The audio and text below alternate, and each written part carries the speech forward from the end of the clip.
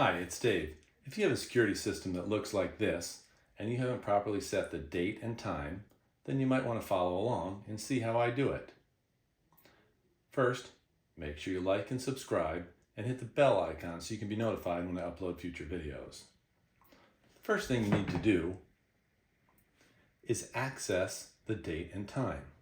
In order to do that, you're going to put in your code. Then you're going to hit the number sign, 6, and 3. Now we can see the date and time and the day of the week are displayed. In order to move forward through these fields, we're going to use the asterisk button. In order to move backward, we'll use the function button. So first, let's move forward to the hours. We can move forward more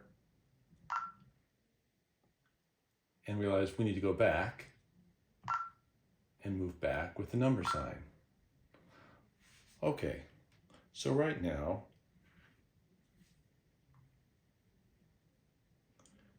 it's 11:55.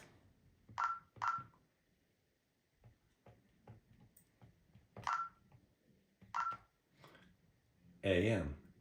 For AM we hit 2, and for PM we hit 1. Okay, the year is 20. This one is the year. It already gives you the 20. We only have to enter the last 2 digits, which is 23. The month is 08, and the day is 29. Once we've done the last one, we hit the asterisk button again, and the date and time are in there correctly. Thanks a lot for watching. See you next time.